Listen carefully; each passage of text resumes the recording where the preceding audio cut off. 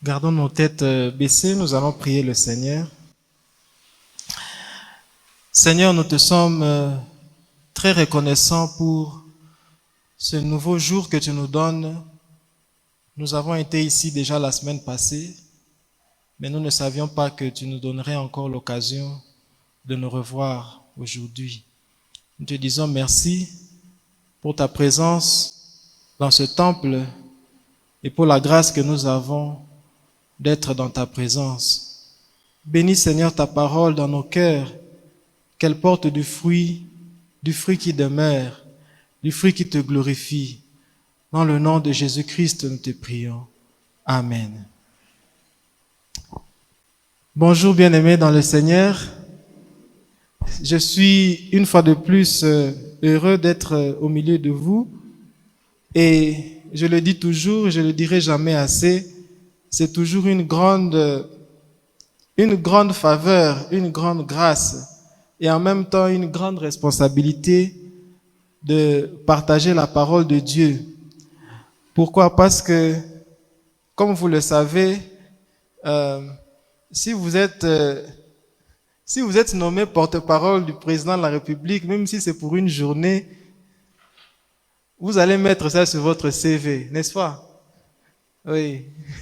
C'est toujours un privilège de parler de la part de Dieu, mais aussi une responsabilité parce que la parole de Dieu est vivante, elle est agissante, elle est puissante. Et en même temps que nous la proclamons pour les autres, mais c'est une parole qui nous revient à nous-mêmes, puisqu'il est écrit que ceux qui enseignent seront jugés doublement. Alléluia. Alors aujourd'hui, nous allons poursuivre avec notre thème général sur les enseignements de Jésus-Christ.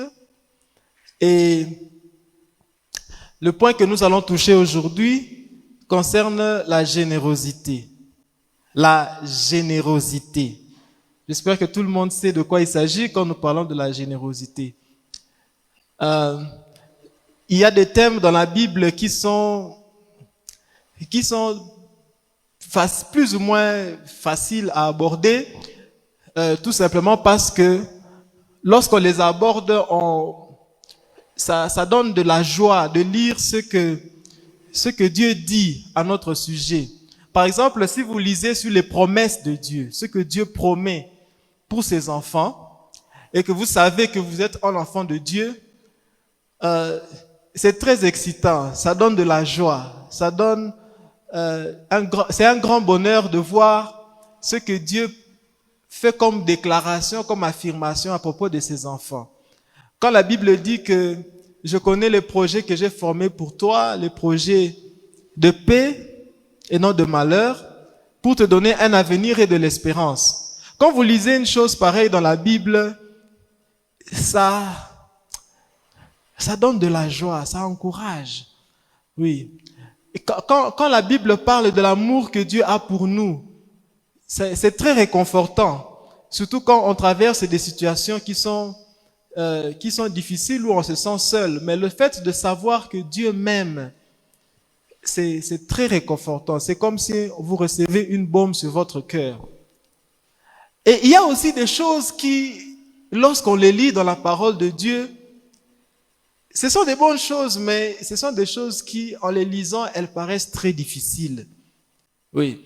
Même lorsqu'on parle de l'amour, l'amour c'est très bon lorsqu'on est du côté de celui qui doit recevoir. Mais lorsqu'on doit se placer du côté de celui qui doit donner, c'est quand même assez difficile. C'est le cas aussi avec la générosité. Voyez, si vous avez un ami qui est généreux, c'est merveilleux, n'est-ce pas? Vous savez que vous pouvez compter sur lui. C'est très agréable. On veut tous l'avoir comme ami. Mais lorsque il faut soi-même être généreux, lorsque la parole de Dieu nous demande d'être généreux, alors là, ça devient un tout petit peu difficile. Parce que nous imaginons tous la tension que ça crée en nous lorsque on nous demande de donner. Alléluia. Qui n'a jamais ressenti cette tension au fond de son cœur? Lorsqu'on dit c'est le moment, maintenant nous allons donner. Il y a toujours cette tension intérieure qu'on ressent. Et pourtant, nous savons tous que la générosité est une bonne chose. Nous aimons en bénéficier. Mais lorsqu'il s'agit de se placer du côté de celui qui doit le donner, alors en ce moment-là, les choses deviennent beaucoup plus difficiles et nous avons besoin de la grâce de Dieu. Et je sais que la grâce de Dieu est disponible encore aujourd'hui. Alléluia. La parole de Dieu ne nous est pas donnée pour nous embêter, elle nous est donnée pour nous changer, nous transformer, nous rendre meilleurs, nous rendre prêts à faire de nous des vases d'honneur, des instruments entre les mains de Dieu. Parce que le monde dans lequel nous vivons est un monde qui est en détresse, qui se perd. C'est un monde qui a besoin des hommes et des femmes généreux. Alléluia. Des hommes et des femmes pleins d'amour. Des hommes et des femmes qui pardonnent. Des hommes et des femmes qui communiquent la grâce de Dieu. Alléluia. Si vous avez vos Bibles, j'aimerais vous inviter à les tourner avec moi dans Marc chapitre 12. Marc chapitre 12. Nous allons lire à partir du verset 41. Marc 12, 41. La Bible dit ceci. Jésus s'étant assis vis-à-vis du tronc, regardez comment la foule y mettait de l'argent. Plusieurs riches mettaient beaucoup. Il vint aussi une pauvre veuve. Elle y mit 2 petites pièces faisant 1/4 de sou. Alors Jésus, ayant appelé ses disciples, leur dit, « Je vous le dis en vérité, cette pauvre veuve a donné plus qu'aucun de ceux qui ont mis dans le tronc. Car tous ont mis de leur superflu, mais elle a mis de son nécessaire, tout ce qu'elle possédait, tout ce qu'elle avait pour vivre. » Alléluia. 2 Corinthiens chapitre 8, c'est notre deuxième texte. 2 Corinthiens chapitre 8, je lis à partir du premier verset. « Nous vous faisons connaître, frères, la grâce de Dieu qui s'est manifestée dans les églises de la Macédoine. À travers la grande épreuve de leurs afflictions, leur joie débordante et leur pauvreté profonde ont produit avec abondance de riches libéralités de leur part. Ils ont, je l'atteste, donné volontairement selon leurs moyens et même au-delà de leurs moyens. Nous demandons avec de grandes instances de prendre part à l'assistance destinée aux saints. Et non seulement ils ont contribué comme nous l'espérions, mais ils se sont d'abord donnés eux-mêmes au Seigneur, puis à nous par la volonté de Dieu. Alléluia. Le premier texte que nous avons lu, c'est un récit qui décrit ce qui se passe dans le temple. Jésus est dans le temple. Et comme nous le faisons aussi ici, une partie des activités qui avaient lieu dans le temple consistait à offrir de ses biens, de son argent à Dieu. C'est la scène à laquelle Jésus assiste. Jésus décide d'aller s'asseoir en face de ce que nous appellerions aujourd'hui le panier des offrandes, pour voir comment chacun va aller mettre dedans. Et il remarque cette veuve, cette pauvre veuve, qui s'approche. Avant elle, des riches sont venus avec beaucoup. Chacun donne et chacun donne. Et la veuve arrive avec 2 pièces qui représentent un très petit montant. Mais la Bible dit que ce qu'elle amène, cette veuve, c'est tout ce dont elle avait besoin pour vivre. Et Jésus appelle ses disciples et rend témoignage sur cette veuve. La veuve a beaucoup de choses à nous apprendre sur la générosité selon Dieu. Et la première chose, ça saute aux yeux. La première chose qu'elle nous apprend, c'est que la générosité selon Dieu ne dépend pas de ce qu'on a. La générosité selon Dieu ne dépend pas de ce qu'on a. Ça ne dépend pas de votre poche, mais ça dépend de notre cœur. Lorsque la veuve s'approche de ce tronc, elle ne se dit pas que ce que j'ai est très peu.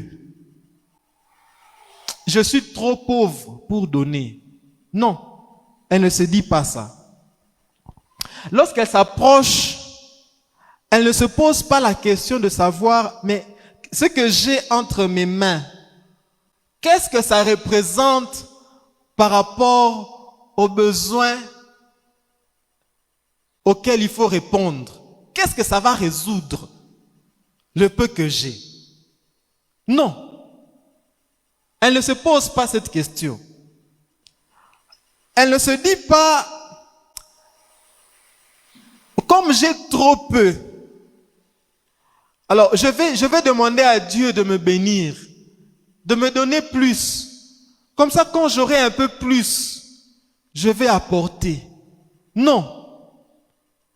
Elle n'est pas focalisée sur ce qu'elle a entre ses mains. Elle est simplement mue par l'élan de son cœur. C'est ça la générosité selon Dieu. En fait, Dieu n'est pas intéressé par la quantité de ce que nous amenons. Oui, parce que lorsque nous venons dans la présence de Dieu avec ce que nous avons, nous pouvons tomber dans la tentation de penser que nous sommes en train d'aider l'œuvre de Dieu. Dieu n'a pas besoin de notre aide. Il est omnipotent. Dieu peut tout faire sans nous. Dieu n'a pas besoin de notre assistance. Dieu ne manque jamais. Dieu ne connaît pas ce que c'est que manquer.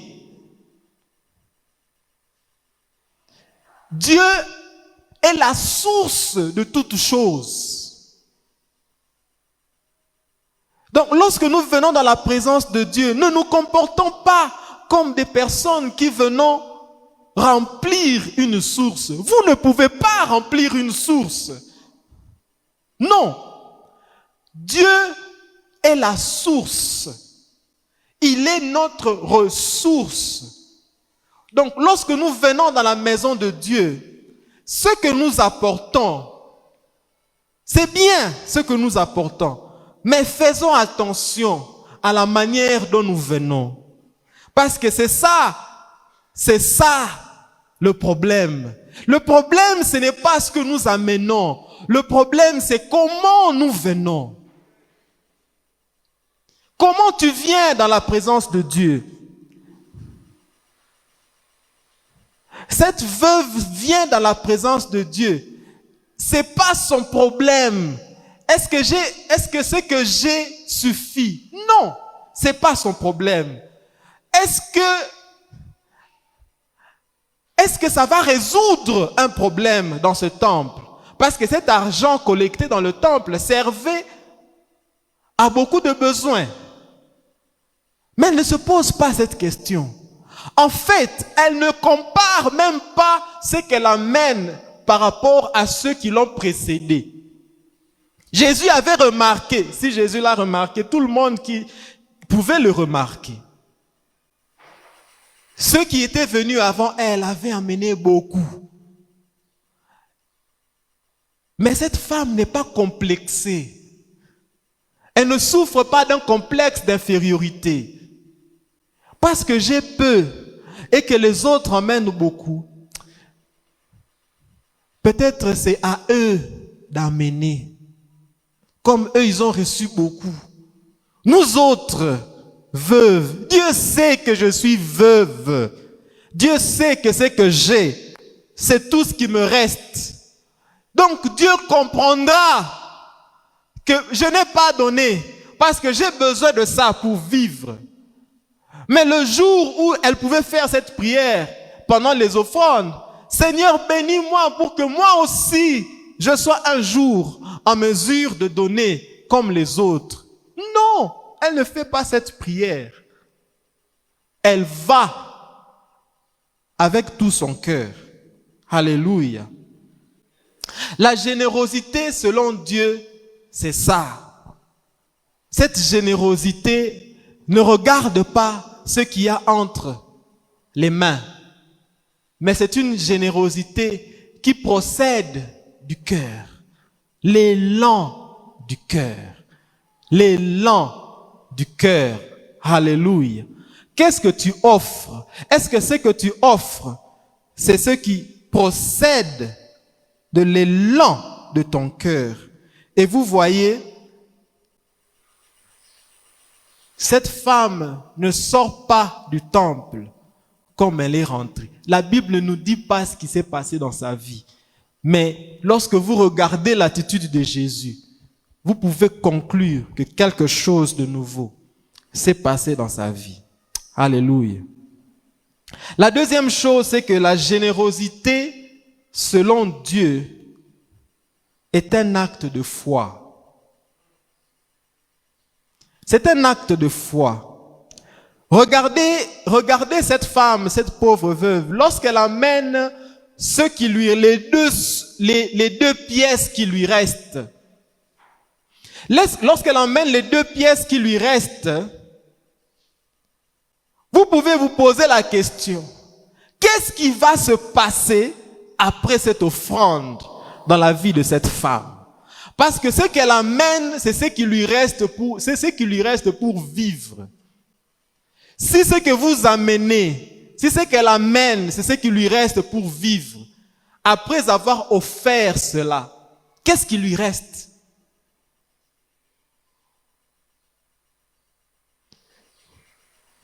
Mais cette femme amène quand même ce dont elle a besoin. Elle sait qu'en amenant cette offrande, je peux mourir. Elle le sait. Mais elle vient quand même avec son offrande. Pourquoi elle ne semble pas s'inquiéter de ce qui va se passer après son offrande?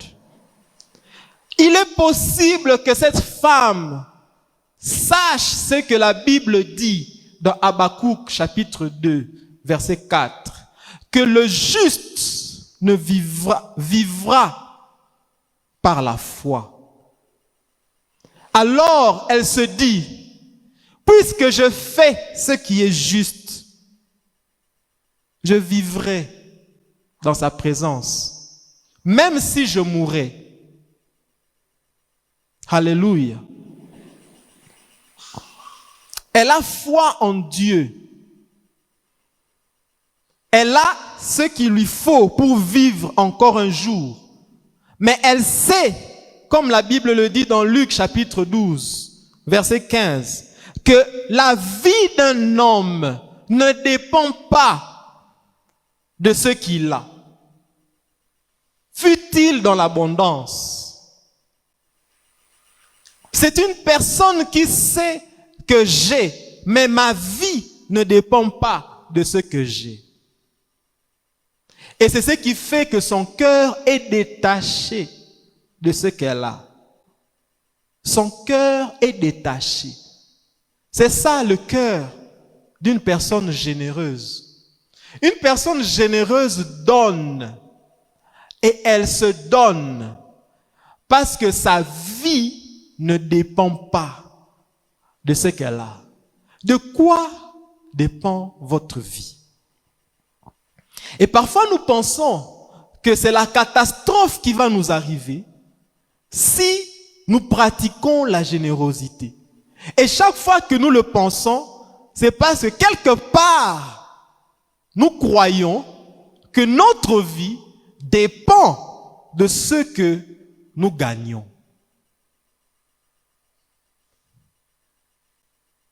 La vie d'un homme ne dépend pas de ses biens.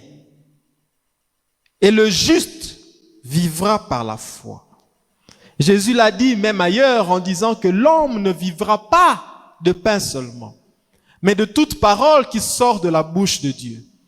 C'est pour dire que si Dieu vous pousse, vous commande à faire quelque chose, vous n'allez pas mourir. Vous n'allez pas mourir. Vous vivrez. Alléluia. Cette femme donne, elle ne donne pas seulement de l'argent. C'est qu'elle amène au tronc ou dans le récipient qui devait recevoir l'offrande. Ce n'est pas seulement l'argent. Parce que ce qu'elle amène, c'est sa vie. Ce qu'elle amène représente ce dont elle a besoin pour vivre. Elle n'amène pas seulement quelque chose, elle s'amène elle-même. C'est un bel exemple de ce que c'est que l'adoration. Elle adore, elle s'offre elle-même en sacrifice. Et parce qu'elle adore, et parce qu'elle s'offre, et parce qu'elle le fait par la foi, elle le fait par la foi. Et la Bible dit que sans la foi, il est impossible d'être agréable à Dieu. Parce qu'elle l'offre par la foi, alors elle est agréable. Et Jésus ne peut que remarquer la foi. Jésus était difficilement impressionnable. Il n'y a qu'une seule chose qui émouvait Jésus, qui l'impressionnait tout au long de ce ministère, c'est la foi. Il y a des miracles que Christ n'avait pas prévu de faire, mais qu'il a fait parce qu'il a rencontré la foi. Il y a des choses que Dieu peut ne pas avoir pour programme de faire, mais ça s'inscrit dans son programme parce que il a remarqué la foi. La foi fait bouger le cœur de Dieu. Alléluia. Celui qui a un cœur généreux, selon Dieu, ne donne pas parce qu'il sait, parce que l'avenir est garanti. Il donne, peu importe ce que l'avenir, comment l'avenir s'annonce. Parce que le plus important, c'est celui qui reçoit mon offrande. Celui-là, il peut tout. Il peut tout. Troisième chose, la générosité selon Dieu, c'est la manifestation de la grâce de Dieu. 2 Corinthiens chapitre 8 que nous avons lu au début dit ceci. Le premier verset, nous vous faisons connaître, frères, quoi? La grâce de Dieu qui s'est manifestée dans les églises de Macédoine. Paul est en train de rendre témoignage de l'église de Macédoine.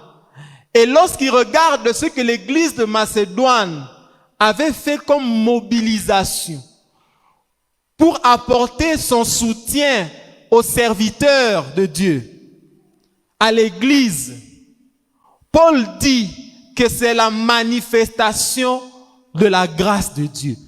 Par leur générosité, Paul dit que cette générosité-là, c'est la manifestation de la grâce de Dieu. Et c'est vrai. Pourquoi? Parce que celui qui reçoit la grâce de Dieu, celui qui a expérimenté la grâce de Dieu, qui signifie quoi? La grâce, c'est recevoir là où, recevoir honnêtement, là où vous n'aurez rien dû recevoir. Recevoir là où vous ne méritez rien. Mais vous recevez quand même. C'est ça la grâce. Recevoir plus que ce que vous devrez recevoir. C'est ça la grâce. Et Paul dit à Macédoine, dans cette église, la grâce de Dieu s'est manifestée. La grâce, celle que Dieu a manifestée en Jésus, en offrant Jésus comme un sacrifice, la Bible dit que cette grâce a été manifestée à Macédoine par la générosité. Et c'est exactement ce qui se passe dans un cœur qui a expérimenté la grâce de Dieu. Un cœur qui a expérimenté la grâce de Dieu connaît la valeur de ce qu'il a reçu. Il regarde ce qu'il a reçu par rapport à ce qu'il doit donner. Et il dit non, je dois donner. Parce que ce que j'ai reçu n'a rien à comparer à ce que je dois donner n'a rien à comparer à ce que j'ai reçu. J'ai tellement reçu, qu'il n'y a rien que je puisse donner qui peut compenser ce que j'ai reçu. C'est ça, le cœur qui a expérimenté la grâce de Dieu. Celui qui a expérimenté la grâce de Dieu ne se pose pas la question, est-ce que celui qui va recevoir mon don le mérite? Parce que ça nous arrive souvent. Lorsqu'il faut donner, vous voulez savoir, mais moi je dois lui donner. Et lui, il m'a déjà donné quoi? On veut avoir une base logique pour donner. On veut que quelque part, que celui qui va recevoir mérite de recevoir ce qu'il va recevoir de nous. Mais ça, ce n'est pas la générosité, selon Dieu. Non. Celui qui est généreux selon Dieu donne à celui qui ne mérite pas. Pourquoi? Parce que lui-même qui donne a reçu ce qu'il n'a pas mérité. Il est conscient que ce qu'il est, c'est le fruit de la grâce. Bien-aimés dans le Seigneur, très souvent nous avons du mal à donner parce que nous ne comprenons pas la grâce de Dieu que nous avons reçue ou que nous prétendons avoir reçue. Si vous êtes là et que vous avez du mal à donner, chaque fois qu'il faut exercer la compassion ou la générosité, vous devez lutter, vous devez calculer, vous devez faire les comptes. Si c'est ça qui se passe dans votre cœur, demandez au Seigneur, Seigneur, aide-moi à comprendre ce que j'ai reçu en Jésus. Alléluia. Le cœur qui est généreux, le cœur qui a connu la grâce de Dieu, lorsqu'il donne, il ne donne pas en vue de recevoir. Non. Je respecte l'enseignement sur la semence. Mais ce n'est pas de cela qu'il s'agit aujourd'hui. Aujourd'hui, nous voulons parler de la générosité. Alléluia. Celui qui est généreux donne, même lorsqu'il n'y a aucune garantie que ça va rapporter. Parce que très souvent, lorsqu'il s'agit de donner, nous aimons écouter ce que Dieu va faire lorsque nous aurons donné. Mais et si Dieu ne promet rien, allez-vous donner? Parce qu'au début, nous avions parlé de l'amour, mais nous avions dit que l'amour, c'est quelque chose qui est désintéressé. L'amour donne sans aucune promesse de recevoir. L'amour donne et il oublie qu'il a donné. Il ne donne pas en vue de recevoir, mais il donne parce qu'il a reçu. C'est la réponse à la grâce qu'on a reçue. La générosité. Savez-vous ce que vous avez reçu en Jésus? Je prie que Dieu nous ouvre les yeux et que nous puissions réaliser, comme la Bible dit, la profondeur, la largeur, la hauteur de l'amour de Dieu manifesté en Jésus. Il n'y a pas de mot assez exact pour décrire ce que Dieu a fait pour nous. Et seulement ça suffit pour nous pousser à donner. Et non seulement à donner, mais à nous donner nous-mêmes. Alléluia. Parce que nous marquons ainsi, nous indiquons ainsi notre attachement, notre identification à celui que nous clamons jour et nuit, que nous suivons, Jésus-Christ. Quatrièmement, le cœur qui est généreux. Le cœur qui est généreux ne passe jamais inaperçu aux yeux de Dieu. Un cœur qui est généreux est toujours remarquable par le Seigneur. La Bible dit que Christ est allé s'asseoir en face du panier des offrandes. Mais il s'est assis, il a regardé, il a vu et il a convoqué une réunion avec ses disciples. Christ, après avoir vu le geste de la veuve, il convoque une réunion avec ses disciples. Christ estime que ce à quoi il vient d'assister, il ne peut pas se taire. Il faut qu'il en parle en présence de ses disciples. Il n'est pas sûr que la femme était là. Vous savez, bien-aimés dans le Seigneur, c'est déjà une grande grâce d'être témoin de Jésus. C'est une très grande grâce d'être appelé témoin de Christ. Mais c'est encore une plus grande grâce lorsque Christ témoigne de nous. C'est bien de témoigner pour Christ. C'est encore mieux lorsque Christ témoigne de nous. Alléluia. Vous pouvez dire, c'est parce que je ne peux pas citer les noms de vos stars préférées de sport. Il y en a ici qui connaissent un tel ou tel monsieur qui joue dans telle équipe de football. Vous le connaissez. Son âge, ses parents, qu'est-ce qu'il mange. Vous le connaissez bien. Combien de buts il a marqué depuis le début de l'année. Vous connaissez même combien de buts il peut marquer demain parce que vous avez les statistiques, sa moyenne de... Vous connaissez. Mais le problème, c'est que lui ne vous connaît pas.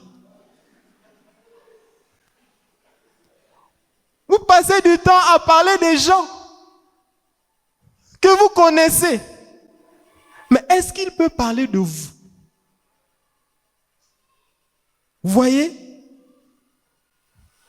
Un cœur généreux, un cœur qui donne, selon Dieu, c'est un cœur dont Christ lui-même rend témoignage.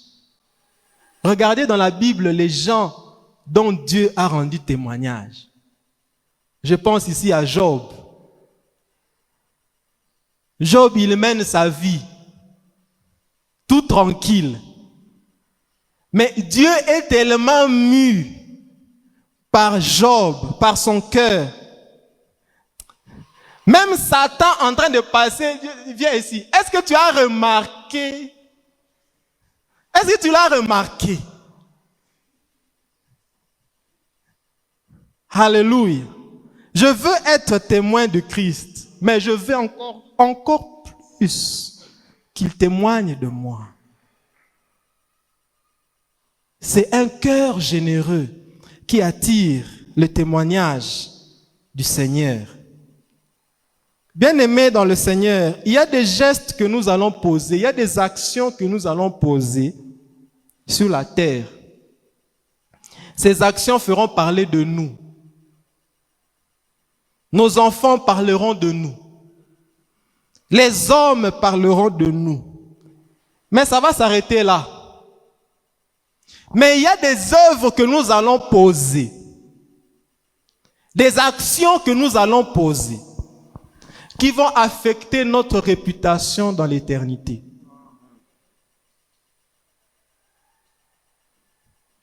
C'est pourquoi j'ai dit, faisons attention à la manière dont nous venons dans la présence de Dieu. Parce que tu peux faire quelque chose qui pousse le Seigneur à te mettre à l'ordre du jour dans son conseil divin. Comme cette femme veuve dont nous parlons encore aujourd'hui. Personne ne connaît dans quel quartier elle habitait. On ne connaît pas son âge. On ne connaît pas ses enfants. Tout ce qu'on sait, c'est le geste qu'elle a posé. J'aimerais que nous puissions nous lever.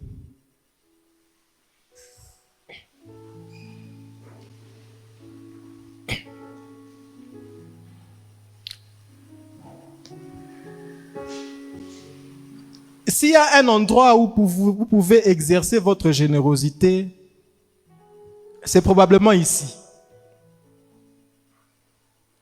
Mais ce n'est pas le seul endroit. Mais comme je l'ai dit, il ne s'agit pas de ce qu'on doit amener. Il s'agit de comment nous venons dans la maison de Dieu. Est-ce que nous venons en train de nous plaindre? Ah, encore ce panier-là va se tenir devant moi. Est-ce que nous venons en train de nous lamenter parce que notre poche n'est pas suffisamment garnie? Est-ce que nous venons en train de nous comparer à ce que les autres amènent ou peuvent amener ou ont amené? Je ne sais pas dans quelle attitude. Qu'est-ce qui se passe dans ton cœur lorsque tu viens dans la maison de Dieu? Mais j'aimerais que tu t'adresses à Dieu et dire, Seigneur, je ne veux pas seulement venir amener quelque chose dans ta maison. Mais je veux que lorsque je viens dans ta maison, que tu te souviennes de moi. Je veux être cet homme, cette femme dont le cœur est tellement acquis à toi que tu pourras témoigner de moi lorsque tu reviendras. Même avant que tu ne reviennes, tu vas témoigner de moi. Qui veut recevoir le témoignage de Dieu? Élève ta voix.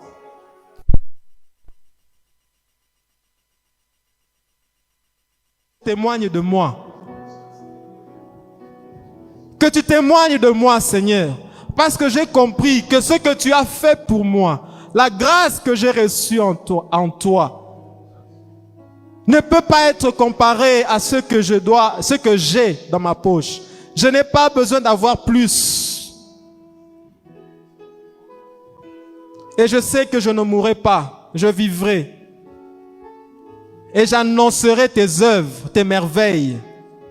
Alléluia. Merci d'un cœur reconnaissant. Merci, ô Seigneur, 3 fois saint. Merci, car tu nous as donné Jésus-Christ, ton Fils. Maintenant, que le faible dise, je suis fort. Que le pauvre dise, je suis riche. Dieu a fait de grandes choses pour nous. Nous te disons merci, Seigneur, car à la croix, tu as pris notre pauvreté et tu nous as donné ta richesse. À la croix, tu nous as changés. Nous étions des hommes et des femmes dans le besoin, des receveurs universels, des receveurs de tous les temps. Mais tu as fait de nous, à la croix, des donateurs, des canaux de bénédiction. Non plus des récipients, mais des canaux de bénédiction. Merci parce qu'à la croix, tu nous as donné un nouveau cœur. Un cœur qui est détaché des possessions de ce monde, mais qui est attaché à la source de toutes choses. Nous te disons merci pour la croix, Seigneur. Et s'il y a ici de ceux qui n'ont pas encore expérimenté le miracle, la grâce que tu nous as offert à la croix, Seigneur, je prie que tu étendes ta main, que tu enlèves l'écaille des yeux, que tu entres dans les cœurs, que tu rends ministère à chaque cœur qui a grandement besoin de ce message, ici ou en ligne, dans le nom de Jésus. Dans le nom de Jésus. Reçois la gloire et l'honneur pour ton amour et ta grâce. Au nom de Jésus-Christ, nous te prions. Amen.